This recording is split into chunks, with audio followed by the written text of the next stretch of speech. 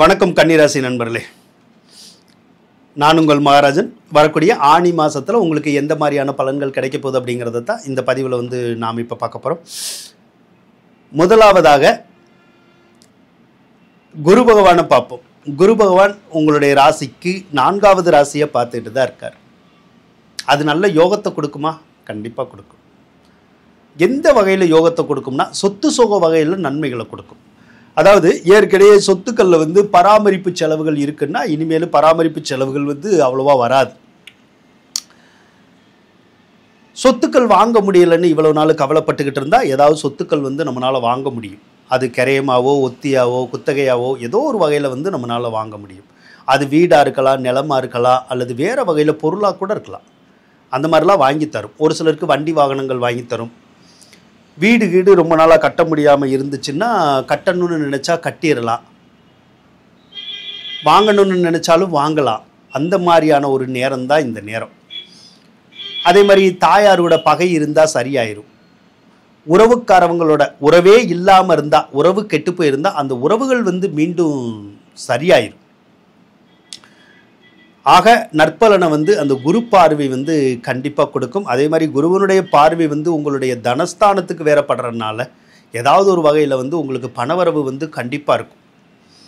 பணத்தினால் இருக்கிற சிரம சிக்கல் இருக்குல்ல, அதெல்லாம் ஆட்டோமேட்டிக்காகவே உங்களுக்கு விலகிடும். ஏதோ ஒரு வகையில் பொருளாதாரம் உங்களுக்கு சிறப்பாக இருக்கும். குரு பகவானை பொறுத்தளவுக்கு 10வது ராசிக்கு இப்போ வந்திருக்காரு. அவர் என்ன செய்வாருன்னா, வேலை இல்லாதவங்களுக்கு கட்டாயம் வேலை கொடுத்துருவார். கண்டிப்பாக வேலை கிடைக்கும், நமக்கு நிம்மதியும் இருக்கும், நல்ல பொருளாதார விருத்தியும் ஏற்படும். ஒருவேளை வேலையில் இருக்கிறவங்களுக்கு வேலை மாற்றம் ஏற்படும். நீங்கள் வேலை மாற்றத்தை உருவாக்கணும்னா உருவாக்கிங்க, இல்லைன்னா அதுக்கப்புறம் அது கட்டாயத்தின் பேரில் உருவாக்கி விட்டுரும். இப்போ வேலை மாற்றம்னா என்னது? ஒரு கம்பெனிலேருந்து இன்னொரு கம்பெனிக்கு போகிறது. அந்த மாதிரி ட்ரை பண்ணுங்கள், வேறு வேலை கூட கிடைக்கும். உங்களுக்கு சிரமமாக தெரிஞ்சால் அந்த மாதிரி செய்யுங்க, சிரமமாக தெரியலன்னா செய்ய வேண்டாம். அதை செஞ்சே ஆகணுங்கிற ஒரு கட்டாயம் இருக்காது இல்லை. ஏன்னா கரெக்டாக தான் போயிட்டுருக்கு அப்படின்னு நம்ம எதுக்கு அதை சேஞ்ச் பண்ணணும்? சிலருக்கு கரெக்டாக போகாது. அப்படி போகாதவங்க வேறு கம்பெனியில் வேலை தேடி மாறிக்கங்க, நல்லாயிருக்கும். ஒரு சிலருக்கு டிரான்ஸ்ஃபர் மாதிரி கிடைக்கும் ஈஸியாக. ஒரு சிலருக்கு பதவி உயர்வு, சம்பள உயர்வெல்லாம் கூட அந்த குரு பகவான் கொடுக்கறதுக்குடைய சந்தர்ப்பங்கள் இருக்குது. வங்கியில் வேலை பார்க்குறவங்க, கோயிலில் வேலை பார்க்குறவங்க, கோர்ட்டில் வேலை பார்க்குறவங்களுக்கு எல்லாமே நல்ல முன்னேற்றத்தை அந்த குரு பகவான் கொடுப்பார். அதே மாதிரி பிஸ்னஸே இல்லாமல் இருப்பாங்க சிலர், எந்த வேலையும் இல்லாமல் எந்த தொழிலும் இல்லாமல் இருப்பாங்க. அவங்க இப்போ திடீர்னு என்ன தோணுன்னா, பிஸ்னஸ் பண்ணணும் அப்படி தோணும் ஒரு சிலருக்கு. தாராளமாக பண்ணணுன்னா பண்ணுங்கள். அந்த பிஸ்னஸ் நல்லா இருக்குமானா நல்லா இருக்கும், நல்லா கை கொடுக்கும், உங்களை நல்லா முன்னேறவும் செய்யுங்க. அதனால் முயற்சி பண்ணி பாருங்கள். புதன் வேற உங்களுக்கு 10வது ராசியில் தானே இருக்கார். புதன் 10வது ராசியில் இருந்தாலும் அப்படி தான், வேலை கிடைக்காதவங்களுக்கு வேலை கிடைச்சிடும். அதே மாதிரி தொழில் சார்ந்த எந்த ஒரு சிரமமும் சிக்கலும் விலகிற நேரம் தான் இது. தொழில் நல்லா போகும். தொழிலை சிறப்பாக தொடங்கி நடத்தக்கூடிய ஒரு காலம்தான் இது. அதனால் முயற்சி பண்ணுங்கள். ஆனால் அதே நேரத்தில் கர்ம யோகமும் இருக்கும். கர்ம யோகம் அப்படின்னா 2 அர்த்தம் தான். ஒன்று தொழில் தொடங்கிறது, தொடங்கிக்கலாம். இன்னொன்று கர்ம யோகம் அப்படின்னா நம்ம வீட்டில் மொட்டை அடிக்கிறது, அதுக்கு பேர் தான் கர்ம யோகம். அப்படி மொட்டை எப்போ அடிப்போம்? அதாவது பொதுவாக நம்ம வீட்டில் யாராவது இறந்தாங்கன்னா அந்த மாதிரி செய்வோம் இல்லையா? அந்த யோகமும் இப்போ இருக்க தான் செய்யுது. அதனால் உங்கள் வீட்டில் யாருக்காவது வயசானவங்களுக்கு ரொம்ப முடியாமல் போச்சுன்னா காப்பாற்றுறது கொஞ்சம் கஷ்டமாக இருக்கும். அதனால் என்ன பண்ணணும் அப்படின்னா, ஓரளவுக்கு கவனமாக பார்த்துக்கணும் வயசானவங்களை. சில நேரம் வயசானவங்களில் மற்றவங்கள கூட நம்ம கவனமாக தான் பார்த்துக்கணும். அதே மாதிரி நம்ம வீட்டில் பிராணிகள் இருக்குதுன்னு வச்சுக்குவோம், ஆடு மாடு நாய் கோழி போல இருக்குன்னு வச்சுக்குவோம், அதுகளுக்கு கூட ஏதாவது அந்த உடல்நிலை கோளாறுகள் வரும். அதுகளை கூட நம்ம கவனமாக தான் பார்க்கணும். இல்லைன்னா அதுகளுக்கு கூட பிரச்சனை வந்துடும். அந்த வேலையும் அந்த புதன் பகவான் உங்களுக்கு செய்யுங்க. அதே மாதிரி சூரியன் வேறு உங்களுக்கு 10வது ராசியில் இருக்குது பாருங்கள். சிலருக்கு அரசாங்க உத்தியோகம் கிடைக்கிறதுக்கான வாய்ப்புகள் வரும். சிலருக்கு அரசாங்க கான்ட்ராக்ட் கிடைக்கிறதுக்கான வாய்ப்புகளை அந்த சூரியன் கொடுப்பார். சிலருக்கு அக்கௌண்ட்ஸ் மாதிரியான துறையில், சிலருக்கு டீச்சிங் லைன் இருக்குல்ல, கல்வி சம்மந்தப்பட்ட துறை, அதில் எப்படி வேணும்னாலும் வேலை கிடைக்கும், எதுலனாலும். அந்த மாதிரி விஷயமும் இருக்குது. அதனால் முயற்சி பண்ணலாம். அதே மாதிரி ஒரு சிலருக்கு கோயிலில் வேலை வேணும்னு முயற்சி பண்ணால் கிடைச்சிரும். கோர்ட்டில் ஒரு வக்கீல் ஆகணும் அல்லது ஜட்ஜ் ஆகணும் அப்படின்னு ஏதாவது எக்ஸாம் எழுதினாலும் நம்ம பாஸ் பண்ணிடலாம். அந்த வேலை வேணும்னாலும் நமக்கு ஈஸியாக கிடைக்கும். பேங்க்ல அல்லது நிதி நிறுவனங்களில் வேலை வேணும்னாலும் அது கொடுக்கக்கூடிய ஒரு அமைப்பு வந்து உங்களுக்கு இருக்குது. செவ்வாய் தான் 12வது ராசியில் இருக்கார். பொதுவாக செவ்வாய் 12வது ராசியில் இருந்தால் ஏதாவது சொத்து பத்து வந்து நம்ம கையை விட்டு போகும். அதாவது ஒரு சொத்து பத்து அடமானம் வைக்கிறதுக்கான வாய்ப்புகள் வந்து உருவாகும். உங்களுக்கு காசு தேவைப்பட்டுச்சுன்னா வைக்கணும்னு நினச்சா வச்சிடலாம். அது பேங்க்கில் வச்சாலும் சரி, ப்ரைவேட்டில் வச்சாலும் சரி. அது போக ஒரு சிலருக்கு சொத்தை வந்து பகிர்ந்து கூட கொடுக்குற மாதிரி வரும். அப்படின்னா இப்போ பாகவஸ்தி போடுறோம்ல, ஸோ அந்த மாதிரி கூட சிலருக்கு நடக்கிறதுக்குடைய சந்தர்ப்பங்கள் வந்து இருக்கும்.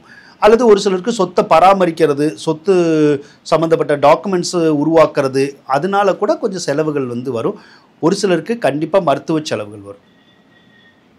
ஏன்னா இந்த கிரகம் வந்து நம்ம வீட்டில் யாருக்காவது உடல்நிலை கோளாறை உருவாக்குற கிரகம். அப்படி உருவாக்கி யாருக்காவது கொஞ்சம் மருத்துவ செலவு வரும், அவ்வளோதான்.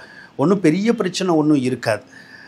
அதே போல் சுக்கிர பகவானை எடுத்துக்கிட்டோம்னா 2ஆம் அதிபதி தான் பாருங்கள். அவர் தான் வந்து உங்களுக்கு பணத்தை கொடுக்குறவர். அவர் அஷ்டமஸ்தானத்தில் இருக்காருல்ல, அப்போ பணத்தை கொடுக்க மாட்டார்.